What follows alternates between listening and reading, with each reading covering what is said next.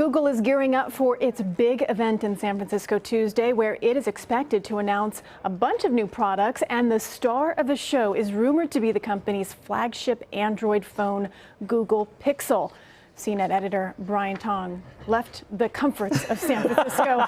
He is in the mean streets of New York now. I'm a survivor right now. It's great. Studio. Good to see you in person, I know, by in the the way. flesh. No, it's good to see you too, Christine. I know, it's nice to know you're not a robot. Yeah, you know, I'm a real deal.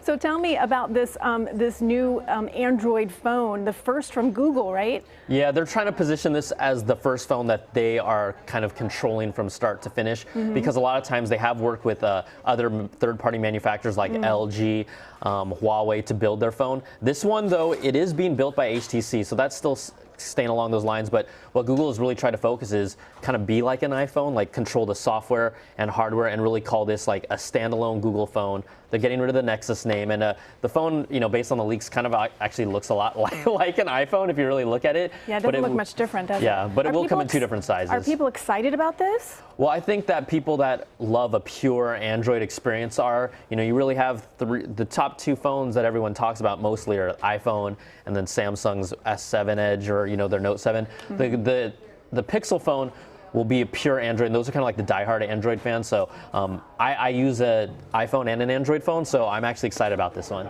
And what about the apps? I mean, are they going to really make a push for their own apps on this? Well, one of the things that they've started to do before this announcement was release like a Google's Allo, which is their new messaging app, and also Google Duo, which is kind of their equivalent of, you know, video conferencing, and that's really deeply integrated into this. So those are some of the things that they're trying to do. It'll still have a fingerprint sensor, you know, for payments and also to unlock the phone. But we know a lot, but we always want to see maybe there's some new like hooks that they bring to the table when they announce this. So we will wait and see. But a lot of it has already been leaked out.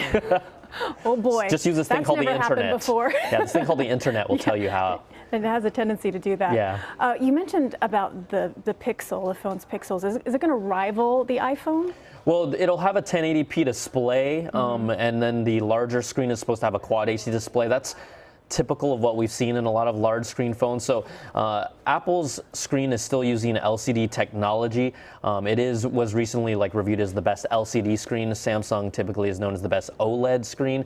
So we'll just find out. I think for the most part, though, you're not going to see anything drastically different. I don't think you're going to be blown away by it, but you also won't think it's not a good screen. All right.